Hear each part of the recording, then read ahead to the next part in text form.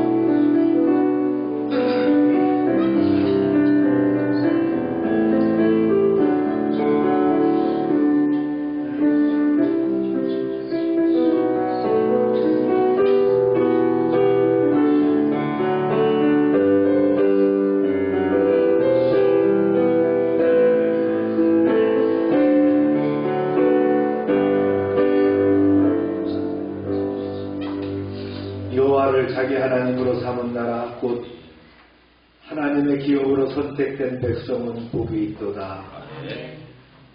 공의는 나라를 영화롭게 하고 지혜는 백성을 욕되게 하느니라. 그러므로 내가 첫째로 권하노니 모든 사람을 위하여 간구와 기도와 도구와 감사를 하되 임금들과 높은 지위에 있는 모든 사람을 위하여 하라. 이는 우리가 모든 견공과 단정함으로 고요하고 평안한 생활을 하려 함이라. 아멘. 사랑과 공의의 하나님, 오늘 6월 첫 주일을 맞이하여 저희가 주님의 전에 모여 예배하게 하심을 감사합니다. 아멘.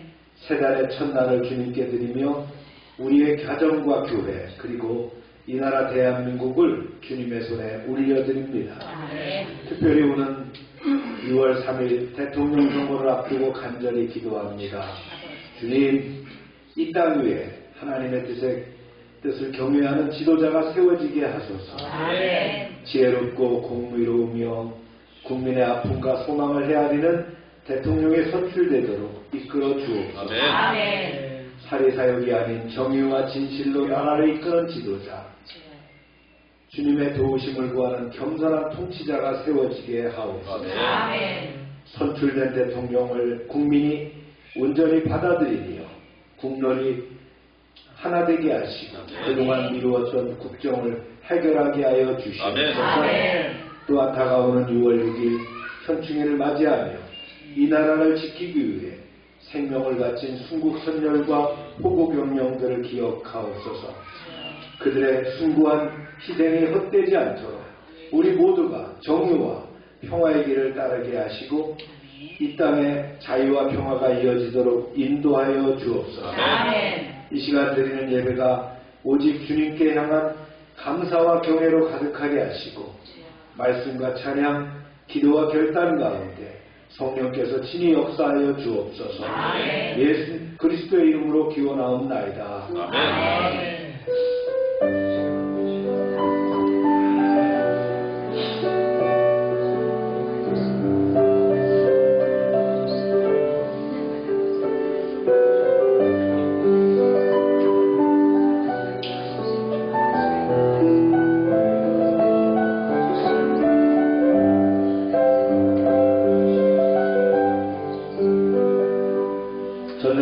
천지를 만드신 하나님 아버지를 내가 믿사오며 그 외아들 우리 주 예수 그리스도를 믿사오니 이는 성령으로 잉태하사 동정녀 마리아를 가지시고 본디오 빌라도에게 고난을 받으사 십자가에 못 박혀 죽으시고 장사람이 사흘 만에 죽은 자 가운데서 다시 살아나시며 하늘에 오르사 전능하신 하나님 우편한 자가 계시다가 저로서 산자와 죽은 자를 심판하러 오시리라.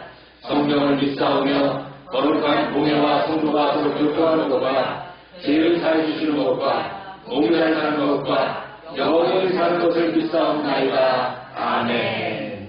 자리에 앉으시기 바랍니다.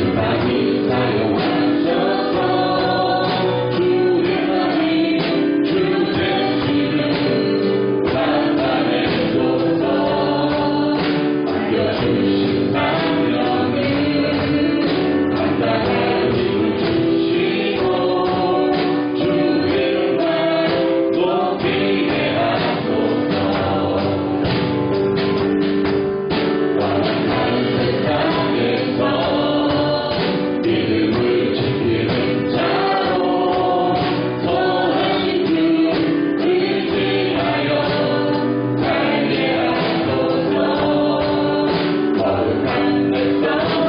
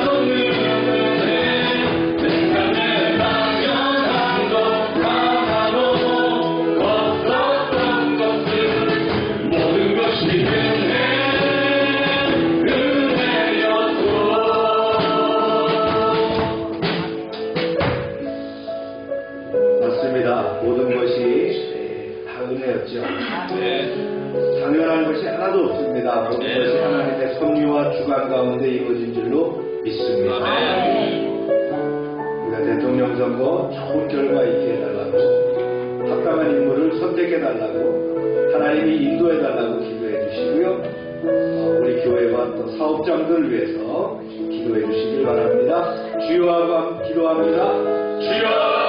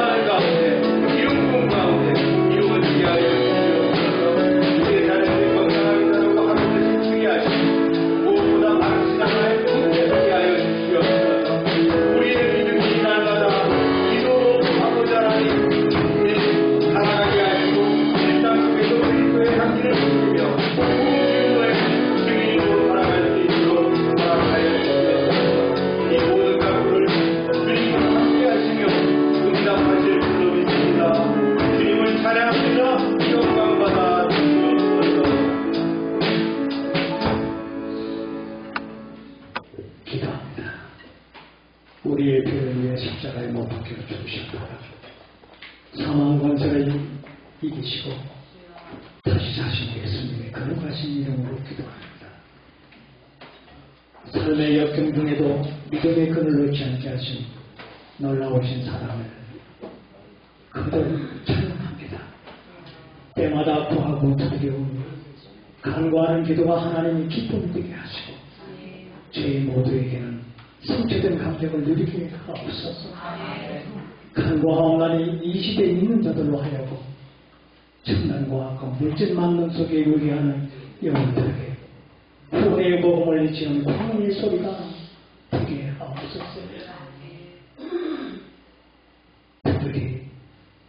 듣는 분을 이 촛불의 나라와 민족을 위해 기도합니다.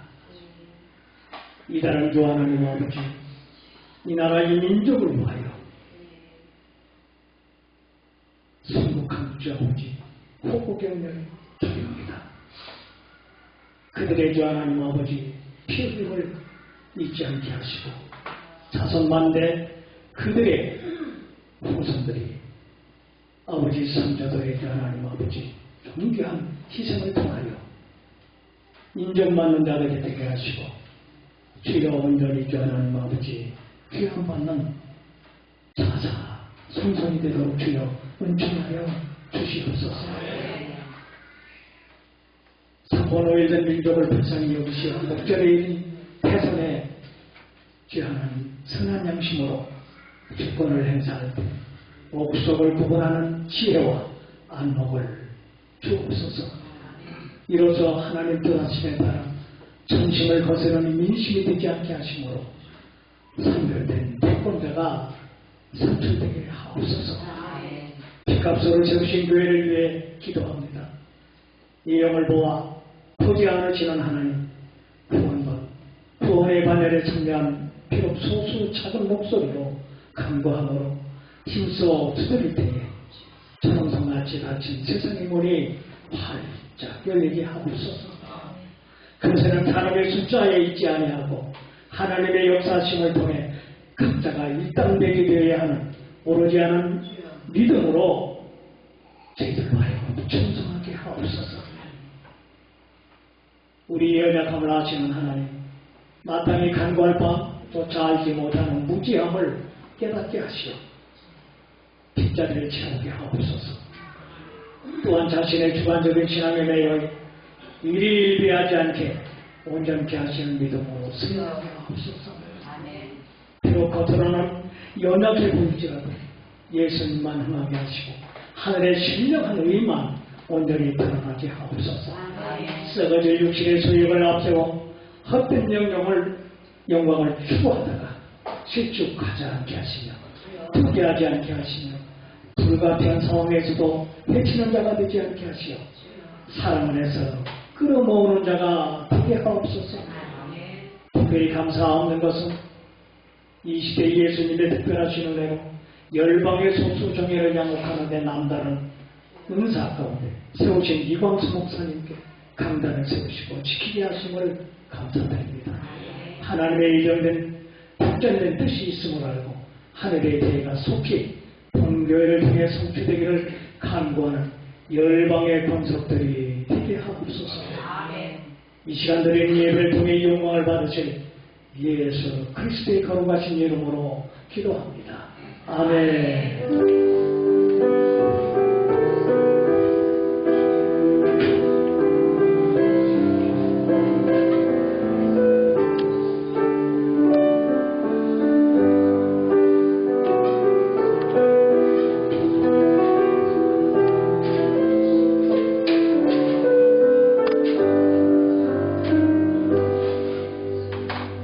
광고 시간입니다.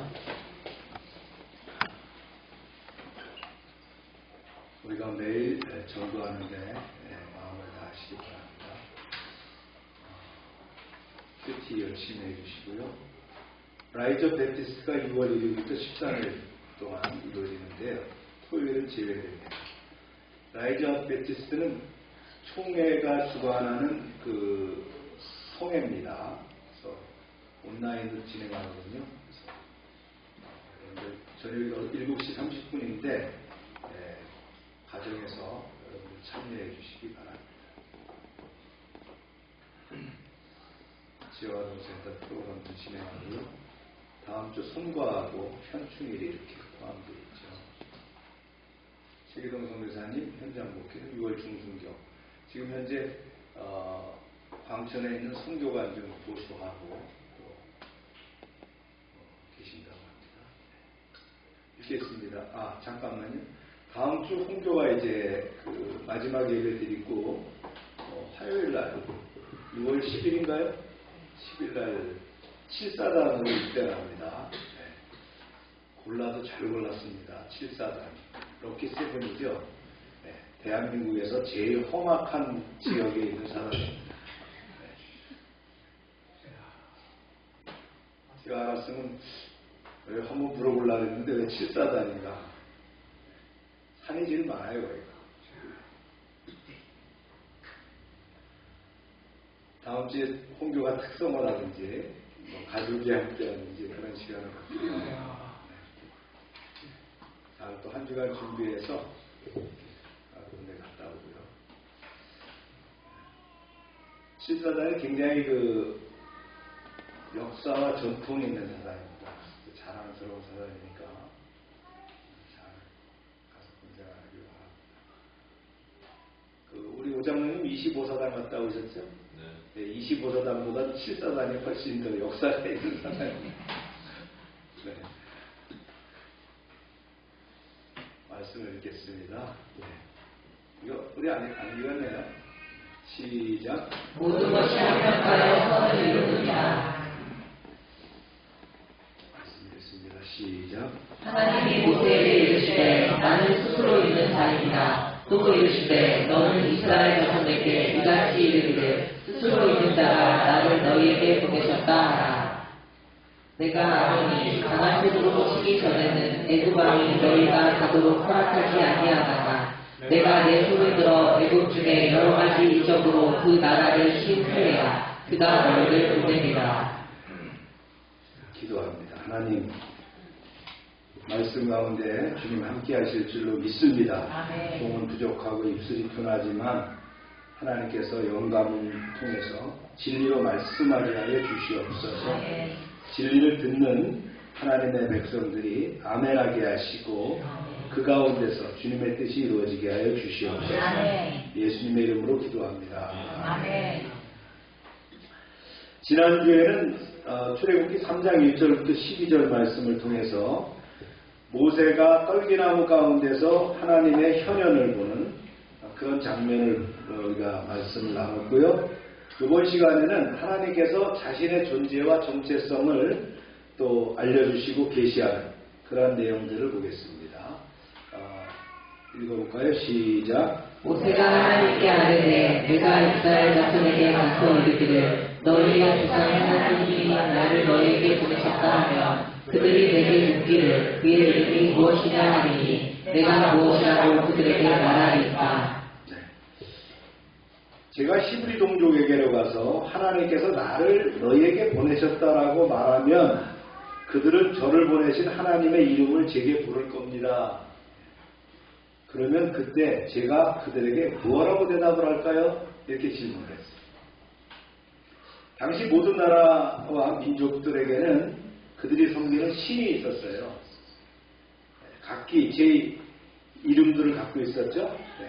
참고적으로 알아두세요. 이건 뭐 굉장히 중요한 건 아니지만 성경에도 나오고 하니까 이렇게 숙지하고 계시면 될 것 같아요. 애굽의 태양신은 라입니다. 라. 나일강을 지키는 수호신은 하피. 가나안의 주신은 바알. 바알이 남자신이면 여자신은 뭐예요? 네, 아세다로 시작을 하죠. 네. 그 다음에 블레셋의 전쟁신 다곤이 있습니다. 그래서 다곤의 신전을 무너뜨린 사람이 누굽니까? 삼손. 예. 암몬의 국가신은 몰렉입니다. 몰렉. 그 다음에 모압의 수호신은 그모스. 예. 이런 신들을 섬겼어요. 따라서 이스라엘 백성들은 모세를 자신들에게 보낸 그 신의 이름이 무엇이냐를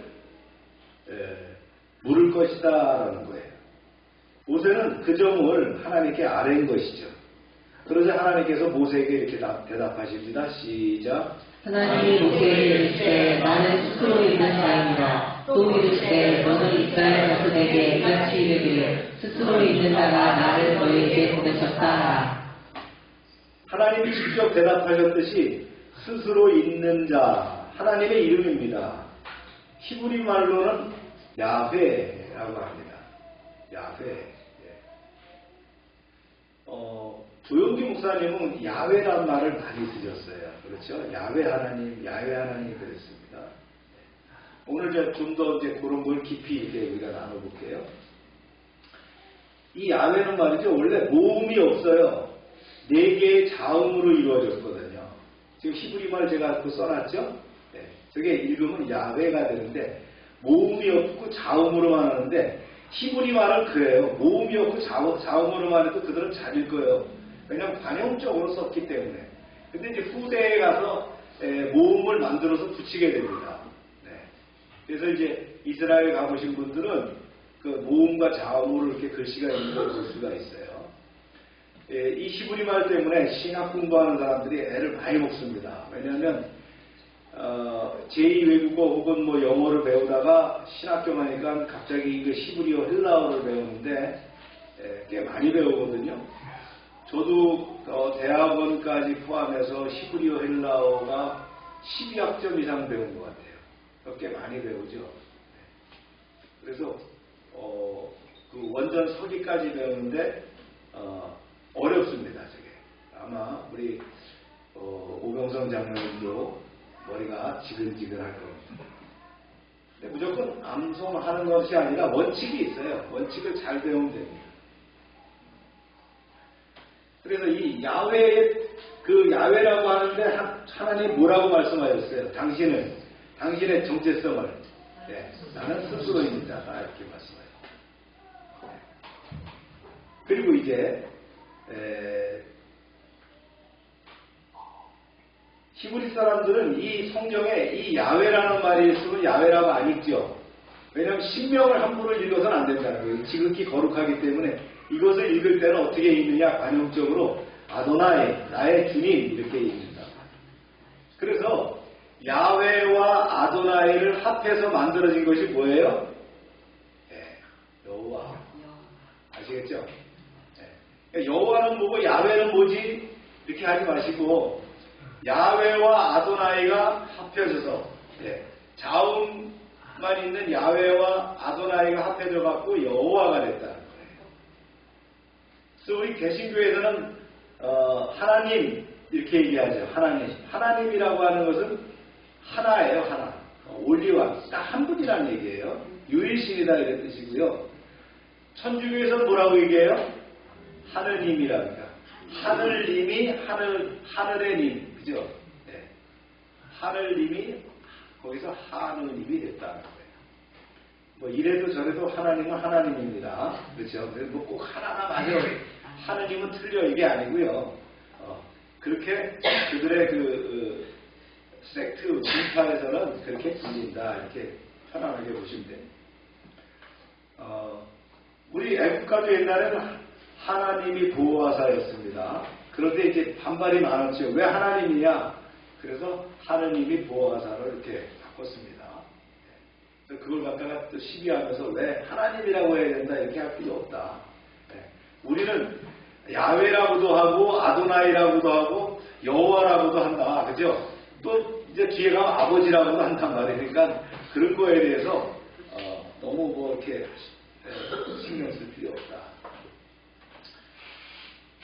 하나님 말씀하셨어요. 나는 스스로 있는 자다. 반복해서 말씀하셨습니다. 나는 스스로 있다라는 게 I am who I am입니다. 영어로 얘기하면. I am who I am. 관계대명사를 써서 I am who I am인데 이 말은 뭐예요? 나는 나다라는 얘기예요. 나는 원래부터 있었다는 거예요.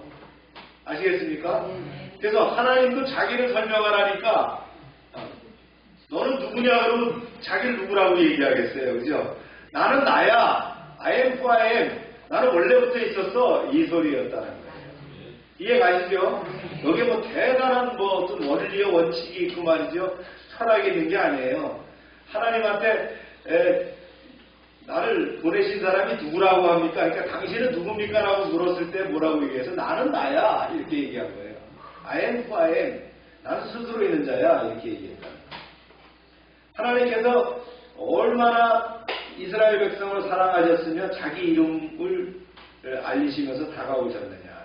또 모세가 얼마나 대단한 사람이기에 여호와의 이름을 소개해 줬을까.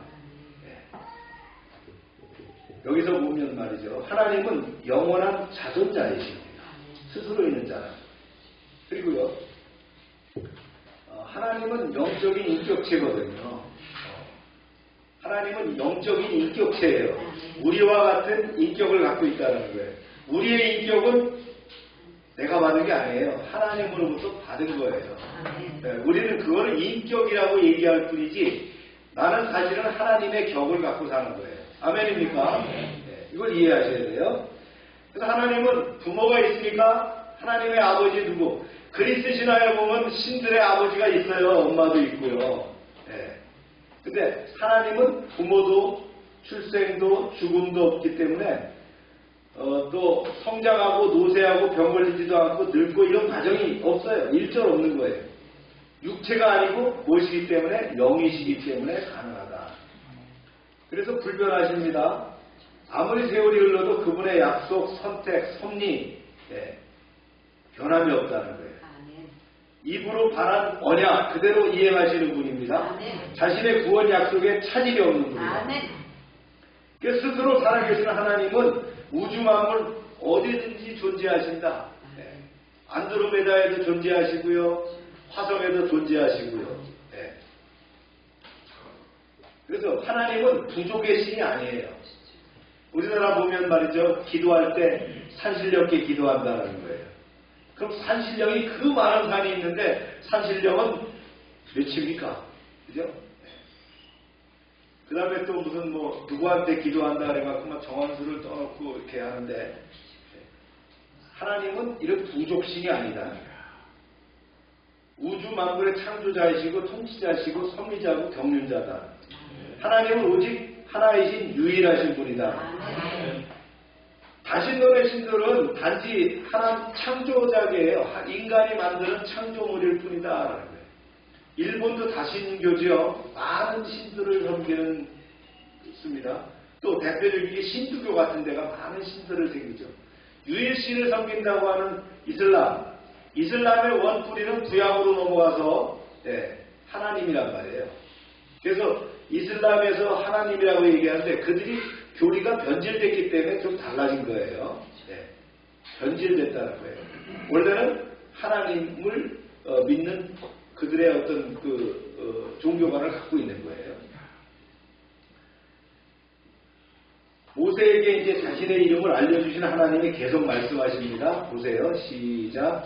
하나님이 또 모세에게 이르시되 너는 이스라엘 자손에게 이같이 이르기를 너희 조상의 하나님 여호와 곧 아브라함의 하나님 이삭의 하나님 야곱의 하나님께서 나를 너희에게 보내셨다 하라. 이는 나의 영원한 이름이요 대대로 기억할 나의 신분이라. 여기서 아브라함의 하나님, 이삭의 하나님, 야곱의 하나님. 그러면 야곱의 아들은 뭐라고 하나님을 불러야 되느냐? 하늘에 계신 할아버지, 이렇게 할아버지라고 불러야 되느냐? 여호와 할아버지, 증조 할아버지, 고조 할아버지. 뭐라고 불러야 되느냐? 그렇죠. 여기 하나님 말씀하셨어요. 나의 영원한 이름이요 대대로 기억할 나의 칭호다. 그래서 그렇기 때문에 아브라함의 하나님, 이삭의 하나님, 야곱의 하나님 변함이 없다는 거예요. 영원하다는 거예요. 대대로 나의 칭호라고 얘기하지만 모세는 두려워하며 계속 움츠러들었어요. 바로의 칼이 두려워서 애굽에서 탈출을 했는데 도망왔는데 어떻게 제 발로 애굽으로 돌아가서 바로 앞에 가서 다시 설 수 있겠느냐. 생각만 해도 가슴이 떨리죠. 발이 얼어붙을 지경이에요. 그런 모세에게 하나님은 애굽에서 해야 할 일들을 구체적으로 알려줍니다. 이렇게요. 시작. 너는 가서 이스라엘의 장로들을 모으고 그들에게 이르기를 여호와 너희 조상의 하나님 곧 아브라함과 이삭과 야곱의 하나님이 내게 나타나 이르시되 내가 너희를 돌보아 너희가 애굽에서 당한 일을 확실히 보아노라. 모세야, 너는 이스라엘 장로들을 모아서 하나님을 부르심을 받고 돌아왔다고 말해라. 그렇게 말하면 이스라엘 장로들이 네 말을 듣게 될 것이다. 이렇게 말씀하십니다. 그러면서 이제 좀 더 구체적으로 얘기를 하죠. 해야 될 것을 시작. 내가 말할 너희와 내가 너희를 애굽의 고난 중에서 인도하여 내어 젖과 꿀이 흐르는 땅 곧 가나안 족속, 헷 족속, 아모리 족속, 그리스 족속, 히위 족속, 여부스 족속의 땅으로 올라가게 하리라 하셨다 하면 그들이 내 말을 들으리니 너는 그들의 장로들과 함께 애굽 왕에게 이르기를 히브리 사람의 하나님 여호와께서 우리에게 임하셨은즉 우리가 우리 하나님 여호와께 제사를 드리려 하오니 사흘길쯤 광야로 가도록 허락하소서 하라. 여기서 사흘길이라는 말은 뭐예요? 애굽 땅에서 멀리 벗어난 거리를 상징하는데, 즉 출애굽을 얘기하는 거예요. 나가겠다 이런 뜻이에요. 근데 출애굽을 얘기한 거예요. 그러니까. 이제 하나님은 출애굽 과정까지 겪을 일들을 모세에게 일러주죠. 이것이 출애굽의 전 과정이 오로지 하나님이 주관하고 계신다는 것을 보여주는 거예요. 모세는 단지 그런 하나님을 의지하고 순종하면 되는 거예요. 다 과정까지 말씀해 주셨잖아요. 그러면서 계속 얘기하십니다. 시작. 내가 너희 가나안 손으로 치기 전에는 애굽 왕이 너희가 가도록 허락하지 아니하다가 내가 내 손을 들어 애굽 중에 여러 가지 이적으로 그 나라를 친 후에야 그가 너희를 보내리라. 애굽 왕은 내가 권능의 손으로 강력하게 치지 않는 한 너희를 보내지 않을 것이다. 그러므로 내가 두렵고 놀라운 일들을 애굽과 바로를 치겠다. 이렇게 말씀하십니다. 모세는 잘 알아요. 왕자이신 분으로 40년 동안 왕궁에 살아왔기 때문에 바로가 어떤 인물인지. 바로는 스스로 살아있는 신이라고 자처했죠. 죽어도 피라미드 안에서 영생한다고 주장했어요. 그런 권력자이기에 말로 해서는 안 된다는 거예요. 왕국의 엄청난 재앙을 보여주지 않으면 바로는 결코 히브리인들을 일꾼 삼지 내보내지 않을 거라는 거예요. 그런 생각을 하면서 모세는 하나님의 말씀에 귀를 기울였어요. 하나님은 모세에게 다시 말씀하십니다. 모세야, 내가 두려운 이적을 행하면 애굽은 큰 피해를 당하게 될 것이다. 그 후에야 애굽 왕은 마지못해서 너희를 보내줄 것이다. 이때도 떨기나무는 활활 타고 있었어요. 떨기나무는 사실 아무짝에도 쓸모없는 나무거든요. 광야에서 제대로 수분 공급을 못 받아서 열매는 물론 잎사귀도 없어요. 더위를 피할 그늘도 없어요. 말라빠진 나무이기 때문에 제목으로도 쓸 수 없어요. 그런 떨기나무를 볼 때마다 모세는 그 나무가 자기 모습으로 보여서 절망감으로 가슴을 쓸어안았습니다. 미디안 땅에 40년 도피 생활을 하면서 속절없이 늙어가는 자기 자신이 마치 광야의 떨기나무 같았거든요. 그런데 그런 떨기나무가 찬란한 불이 활활 타오르고 있는 거예요. 너무나 아름다운 변신이었죠. 떨기나무도 저렇게 아름다울 수가 있다니. 하나님이 내 인생에 불을 붙여주신다면 나도 저렇게 불타오르는 수 있겠구나. 내 나이도 어느덧 80인데 과연 그럴 수 있을까?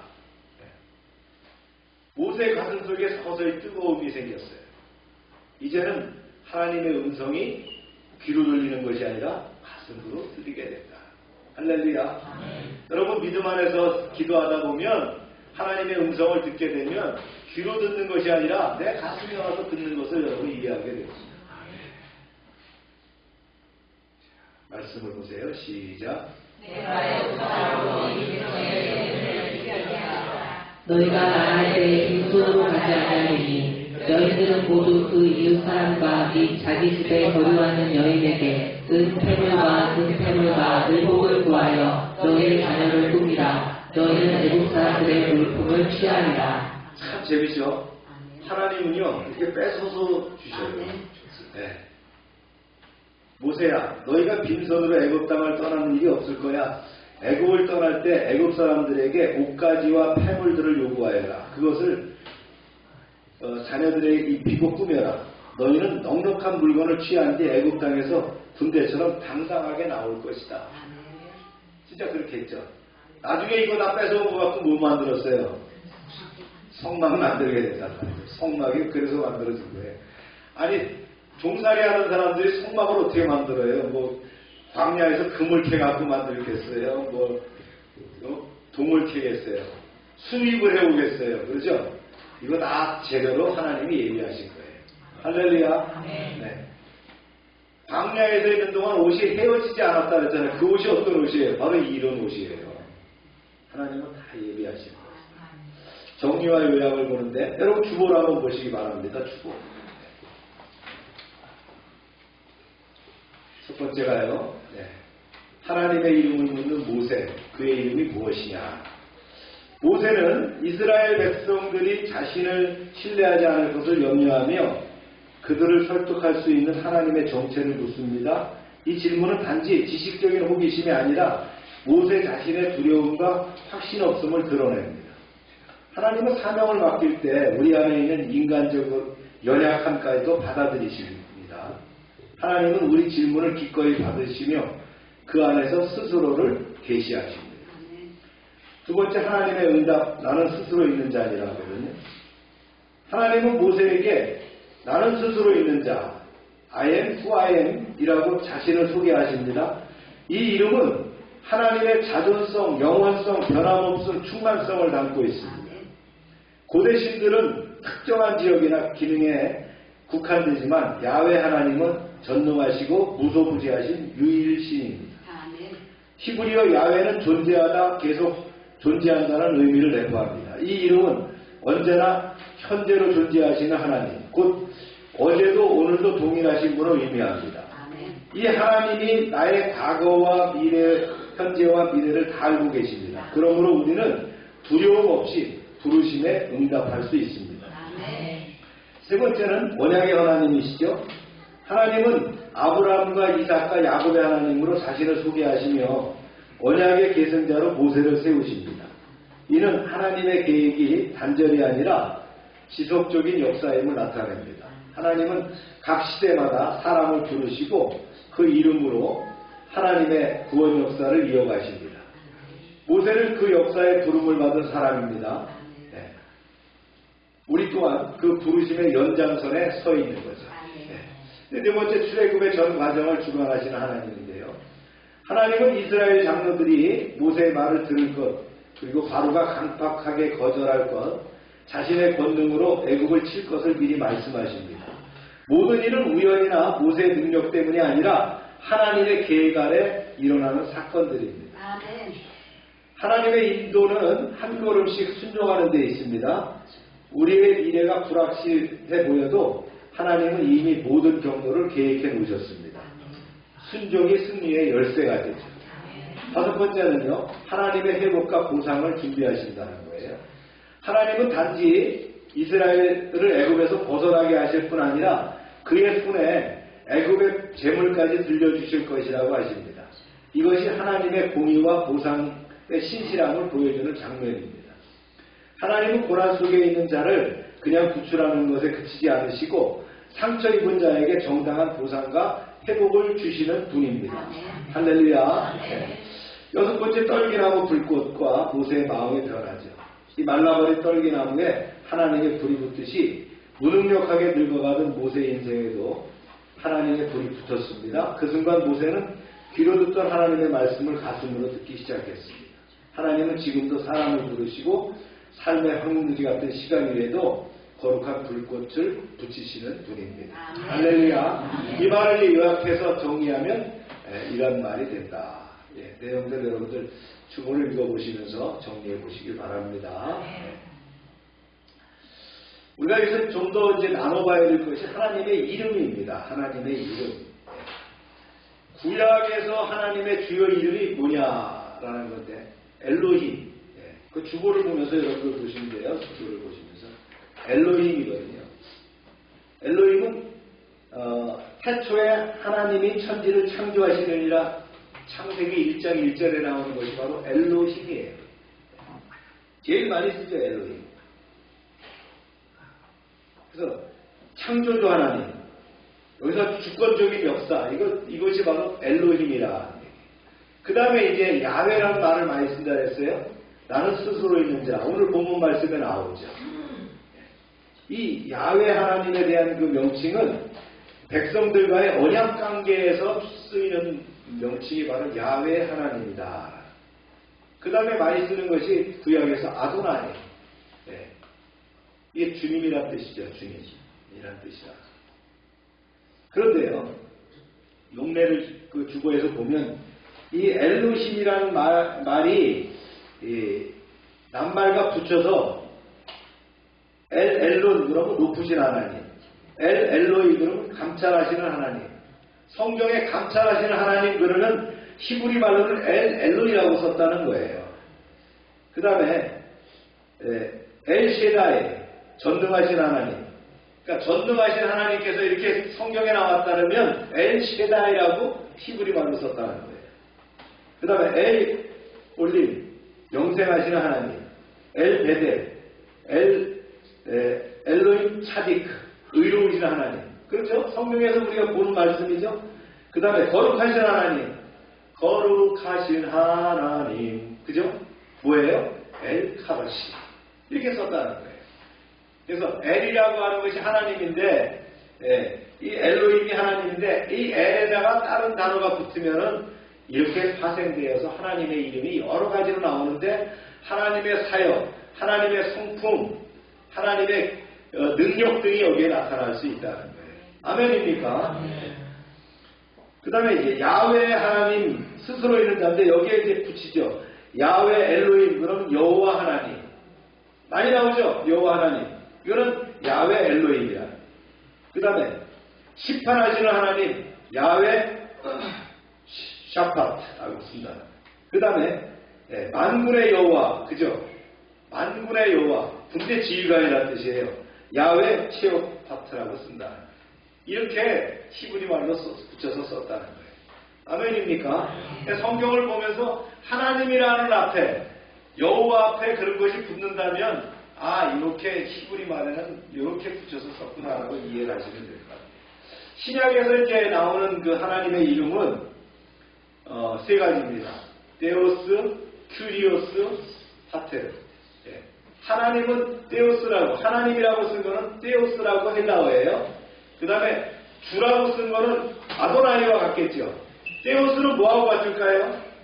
엘로힘하고 같은 거예요. 그죠? 그 다음에 퀴리오스라고 하는 건 주, 아도나이와 같다는 거예요. 그 다음에 파테르라고 하는 아버지, 하나님 아버지 할 때 아버지는 파테르라는 얘기예요. 그게 그럼 이해가 되죠? 파테르라고 쓸 때는 어떻게 합니까? 친밀한 인격적인 관계를 쓰는 거예요. 하늘에 계신 우리 아버지, 파테르라고 썼다는 거예요. 그 다음에 퀴리오스, 이건 아도나이와 같은 얘기라 했죠. 예수 그리스도 주를 시인하여 하나님 아버지께 영광을 드립니다. 이때 주라 시인하여 할 때 그 주는 퀴리오스라는 거예요. 그 다음에 데오스라는 말이 가장 많이 쓰이는데, 태초에 말씀이 계시니라, 이 말씀이 하나님과 함께 계셨으니, 요한복음 1장 1절에 나오는 말씀, 하나님과 함께 계셨으니, 이건 뭐라고요? 데오스라는 말을 썼다는 거예요. 이게 하나님의 이름이죠.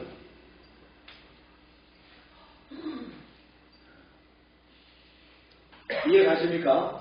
네. 그래서 이걸 도표로 만들어 보면 이런 도표가 된다는 거예요. 엘로힘, 전능자, 창조주고요. 하나님의 권능과 주권. 야훼, 자존자, 언약의 주로서 언약과 인격적 계시. 아도나이는 주님, 주권자고요. 순종과 경외의 대상. 헬라어에서는 이제 데오스, 큐리오스, 그 다음에 파테르. 그래서 하나님, 주님, 아버지 이렇게 쓴다. 특별히 이제 큐리오스는 하나님, 예수님의 신성, 통치권을 쓸 때 큐리오스를 많이 쓴다. 그래서 주님 이렇게 얘기할 때는 주님이라는 그 주님은 누구예요? 예수님을 얘기할 때가 많더라라는 거예요. 그렇게 이해를 이렇게 하시면 여러분들 성경을 보면서 또 이렇게 또 이해가 됩니다. 하나님의 이름은 단지 부르는 호칭을 넘어서서 그분의 성품, 사역, 관계, 이걸 드러내는 신학적 의미를 담고 있어요. 그리고 구약에서 엘로힘은 전능을 얘기한다. 파워를 얘기하는 거예요. 창조를 얘기하는 거예요. 야훼라는 건 뭐예요? 커버넌트, 언약을 얘기하는 거예요. 신실함을 얘기하는 거예요. 그 다음에 아도나이, 그러면 주권, 관계, 이런 것들을 얘기할 수 있다. 신약에서 데오스와 큐리오스, 파테르는 하나님의 본성과 그리스도를 통한 계시의 완성을 표현하고 있다. 이렇게 이해하면 되겠습니다. 우연히 신학에서 좀 배우는 내용인데 이게 여러분들이 막 혼동될 수 있으니까 조금 다듬었어요. 그래서 하나님의 이름을 아는 것은 그분을 아는 것입니다. 그래서 그 이름에 합당한 삶을 살아가는 것이 성도들의 그 부르심에 합당한 길이다. 할렐루야. 네. 시간이 그런데 적용과 통찰 조금만 좀 진행하고 넘어갑니다. 네. 하나님이 준비하는 길을 걷는 사람인데요. 사람들이 부르심을 받기를 원하면서도 막상 부르시게 되면 어떻게 됩니까? 두려워하게 됩니다.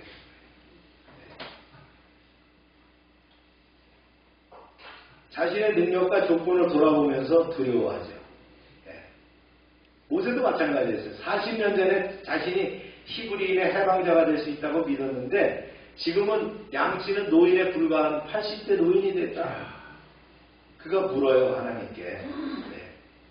그들이 내게 그 하나님의 이름이 무엇이냐 하면 내가 무엇이라고 할까요? 이 질문은 단순한 정보 요청이 아니죠. 자신의 부족감, 정체성의 혼란, 사명에 대한 두려움에서 드러낸 거예요. 그걸 뭘로 얘기했어요? 질문으로 했다. 오늘 우리는 오늘 본문 말씀을 통해서 하나님의 쓰시는 사람의 모습이 어떤 것인지 그리고 어떻게 우리의 삶에 적용될 수 있는지를 나누는데요. 세 가지 방식으로 하나님의 일하시는 세 가지 방식이 있다는 거예요.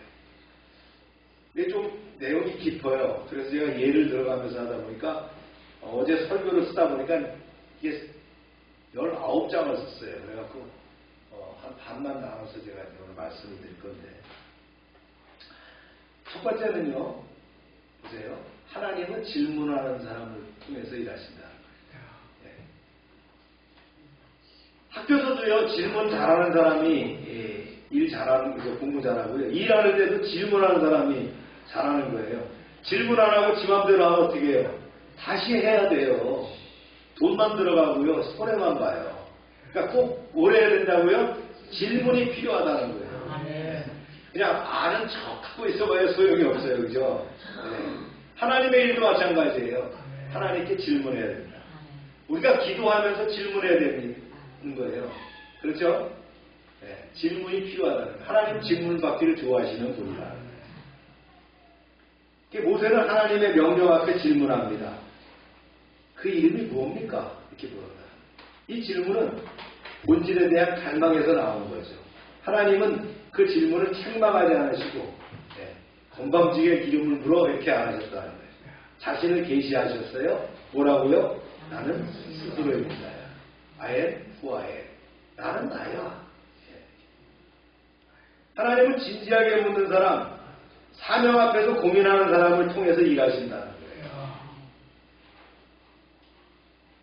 여러분의 마음에 의문이 있습니까?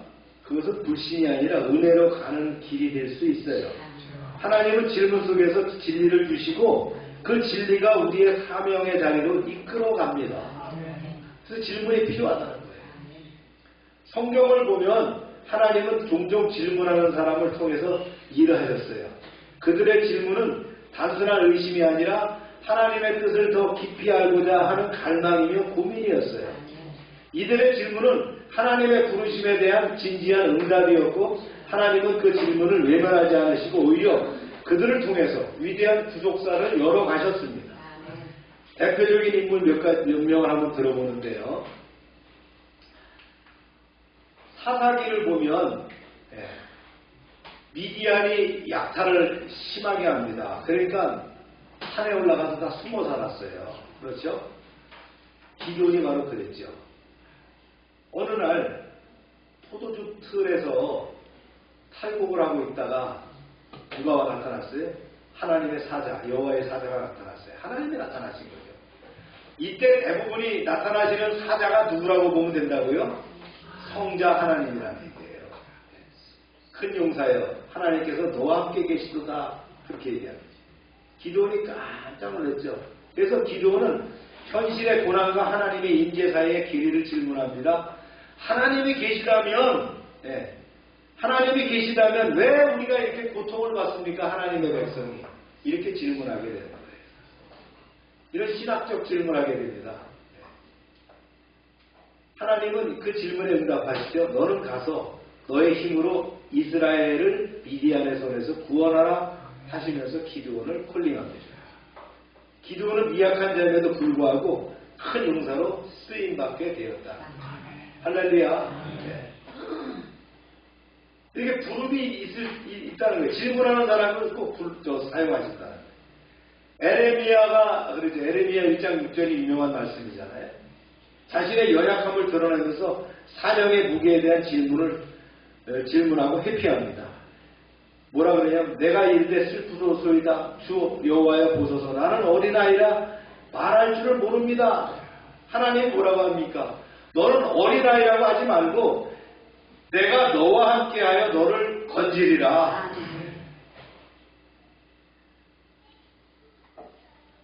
그의 입술에 말씀을 주셨고요. 에레미야가 이후에 어떻게 합니까? 유대 말기에 하나님의 말씀을 대언하는 그런 선지자로, 예언자로 쓰임받게 되었다. 아브라함은 그랬죠. 소돔과 고모라를 심판하기 전에 하나님의 공의와 자비에 대한 질문을 합니다. 이 질문은 단순히 조카 롯을 위한 간청을 넘어서서 하나님의 정의에 대한 깊은 신학적 성찰이거든요. 뭐라고 물어요? 주께서 의인과 악인을 함께 멸하시겠습니까? 네. 굉장히 중요한 질문이죠. 멸하시되 그 소돔과 고모라에 의인과 악인을 함께 멸하시겠습니까? 그러면서 50명에서 5명을 빼서 45명에서 그래 어디까지 내려갔어요? 10명까지 내려가잖아요. 여기서 어떻게 합니까? 하나님은 아브라함의 그 대화를 통해서 중보자 역할을 가르치시는 거예요. 10명만 있어도 멸하지 않겠다는 거예요.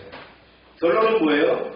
소돔과 고모라에는 의인 10명이 없었다는 거예요. 그냥 멸하신 것이 아니에요. 의인 10명이 없었다.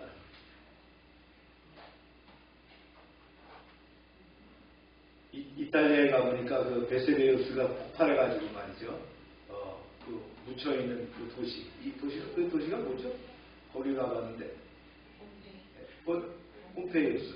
네. 네. 그 도시에 가보니까 완전히 그냥 12km 떨어져 있는 화산이 폭발해가지고 도시를 완전히 덮어버렸어요. 그러다가 현대에 와서 그걸 발견하게 됩니다. 네. 그래서 그렇게 발견했는데 그대로 모습이 그대로 있어요. 그 도시에는 말이죠. 얼마나 돌을 깔아놓은 도로에 마차가 다니는데 바퀴 자국이 나 있어요. 거기 수도관을 뭘로 만들어요? 나무로 만들었어요. 나무로 만든 수도관이 집집마다 다 연결되어 있어요. 상수도가 연결되어 있는 거예요. 그 물을 먼 도시에서 끌어와가지고 수도관으로. 언제요? 기원 전 얘기입니다. 기원 전에. 거기에 없는 거는 전기만 없더라고요. 거기가 인상적인 게 사우나가 딱 있는데, 사우나에서 그냥 다 벗고선 말이죠. 이렇게 찜질방 안에서 다 죽었어요. 그 모습이 그대로 이렇게 나와요. 그러면 그걸 덮어버린 이유는 뭐예요? 의인 몇 명이 없어서 10명이 없어서 하나님께서 멸망시켰다. 잡았다는 거죠. 그래서 하나님은 질문을 통해서 아브라함의 그 신앙과 사명의 깊이를 짚으셨어요. 어린 사무엘이 말이죠. 하나님의 음성을 듣고 엘리의 지도 아래 올바른 응답을 배우게 되죠. 사무엘은 직접 질문을 하지 않았지만 하나님의 부르심 앞에 뭐라 그랬어요? 주의 종이 듣겠나이다. 처음에 사무엘아 그러니까 쫓아가잖아요. 가갖고 제사장님 저 부르셨습니까? 그러니까 야 넌 나 자다가 깨면 못 자. 왜 와서 이렇게 성가시게 구냐? 또 와서 묻는 거예요. 제사장님 저 부르셨습니까? 아니 무슨 깃발 몇 그릇 터진 소리냐? 또 불러서 갑니다. 야, 아무래도 너 하나님이 부르는 것 같다. 또 부르면 어떻게 하라고요? 네. 이렇게 얘기하셨어요. 주여, 주의 종이 듣겠나이다. 하나님의 뜻을 알고자 하는 질문의 자세로 볼 수 있어요. 하나님은 이 겸손한 응답을 받으시고 사무엘은 이스라엘의 선지자로 하나님의 말씀을 듣고자 하는 자세는 하나님이 일하심의 시작점이 될 수 있다는 거예요. 할렐루야. 그 다음에 솔로몬도 질문하죠. 솔로몬은 왕으로서 말이죠. 자신의 무능함을 인식하고 지혜를 구하는 질문합니다. 누가 주의 이 많은 백성을 재판할 수 있사오리까? 그때는 왕이 주임무가 재판하는 거예요. 그래서 하나님은 솔로몬의 겸손과 구하는 마음을 기뻐하시고 지혜뿐만 아니라 부와 영광까지도 주셨다는 거예요. 할렐루야. 그 질문은 하나님의 뜻에 합한 요청이 되었고 이는 그의 통치의 토대가 되었다. 질문할 때에 하나님 더불어 주셨다. 엘리야가 질문합니다. 깊은 절망 가운데서 하나님께 호소하면서 현실을 질문하죠. 하나님, 나는 왜 이렇게 외롭습니까? 신앙의 절개랍니다. 하나님, 나만 남았어요. 왜 나만 남겼습니까? 그랬어요. 그때 뭐라 그래요? 네. 바알에게 무릎 꿇지 않은 7,000명을 남겨두었다. 그러면서 새로운 사명을 주시죠. 그게 누굽니까? 엘리사를 후계자를 세우는 거였어요. 네. 그래서 이 질문은 엘리야의 재헌신의 계기가 되었다. 다메섹 도상에서 부활하신 예수님을 만난 바울, 그 당시에 사울이었죠. 즉시 정체를 묻습니다. 이 질문은 회심의 전환점이 됩니다. 주여, 니시오니까? 사도행전 9장 5절. 그랬더니 나는 내가 박해하는 예수라라고 말씀하셨습니다. 바울을 부르시고 이방의 사도로 세우셨죠. 그 질문은 바로 바울을 사명으로 이끌게 되었다. 그렇습니다. 모세는 내가 누구기에 그랬어요. 출애굽의 지도자가 되지 않았습니까? 네. 기드온은 왜 이런 일이 그랬어요. 그때 미디안의 정복자가 되게 했어요. 그 다음에 에레미야는 나는 아리라고 했대. 미성숙을 넘어서서 그 두려움을 깨뜨리고 예언자가 되게. 마리아도 그랬죠. 마리아도 성령으로 잉태할 거라 그러니까 불가능에 대한 의문을 하죠. 어찌 이런 일이 일어날 수 있습니까? 그래서 예수의 어머니가 됐어요. 아브라함, 솔로몬, 사무엘, 엘리야, 바울 전부 질문을 했습니다. 하나님은 질문한 사람을 통해서 하나님의 일을 하신다. 여러분 하나님께 질문하시기 바랍니다.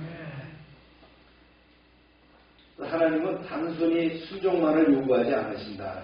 진지한 질문, 두려움에서 나온 질문, 믿음의 갈망에서 비롯된 질문에 하나님은 응답하시고 그 질문하는 성도들을 놀라운 사역의 도구로 사용하신다.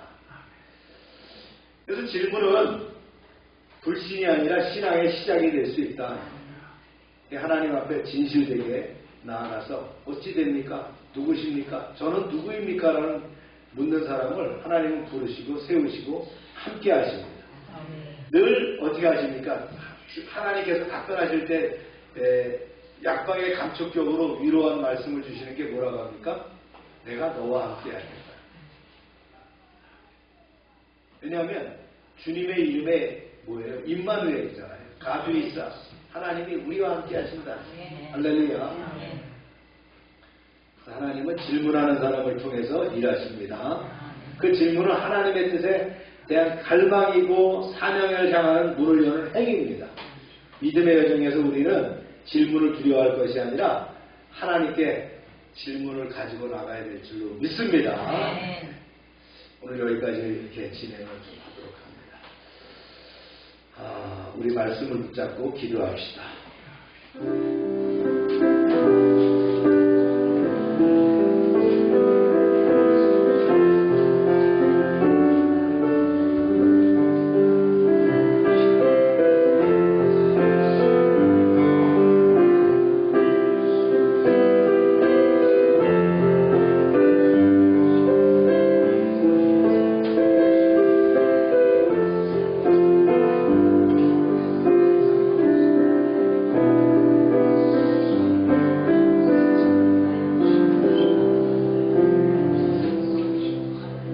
사랑의 하나님, 오늘도 말씀으로 우리를 부르시고 살아계신 하나님의 이름을 알게 하심을 감사합니다.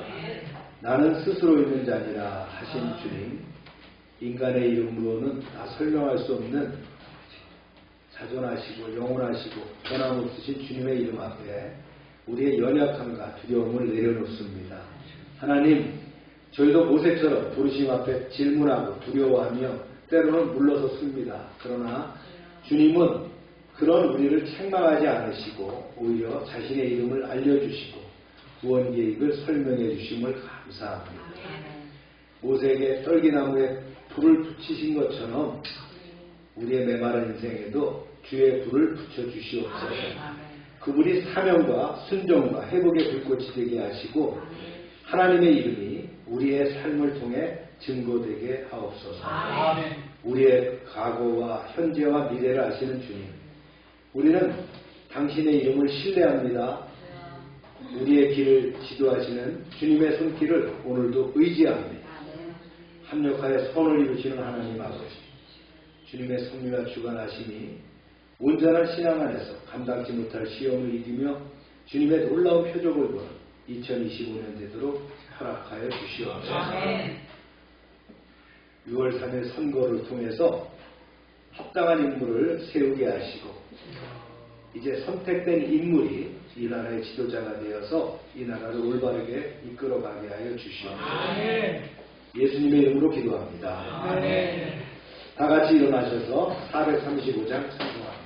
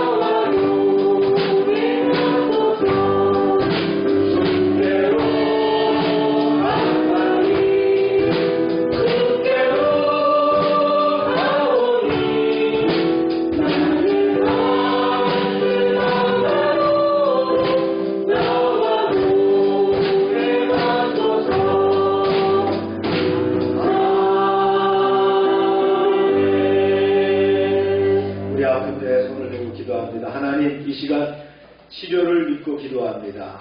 하나님의 능하신 손길로 고쳐주시며 아버지 하나님 우리가 온전히 회복될 줄로 믿습니다. 예수 이름으로 명령한다. 모든 질병은 떠나가라.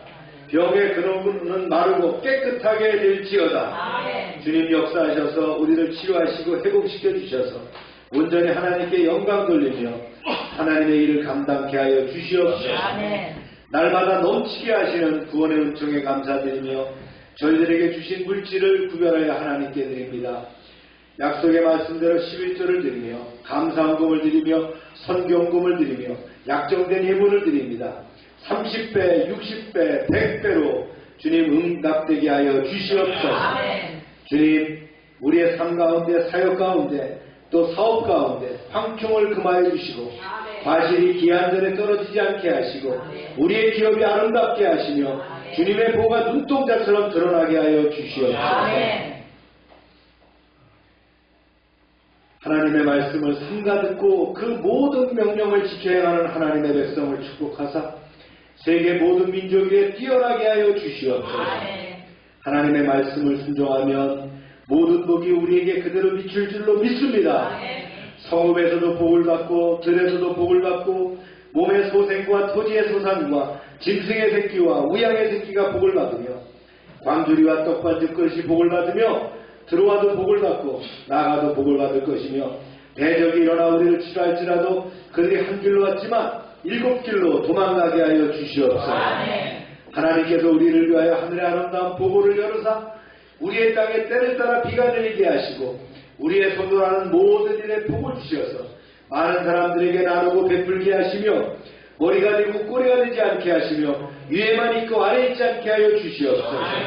저희가 드린 이 물질 하나님이란 데 귀하게 쓰임받게 하시고 쓰이는 곳마다 하나님의 영광과 역사하심이 나타나게 하여 주시옵소서. 이제는 우리 주 예수 그리스도의 은혜와 하나님 아버지의 크신 사랑과 성령의 교통하심이 이제로부터 영원토록 함께 하시기를 축원하옵나이다. 아멘.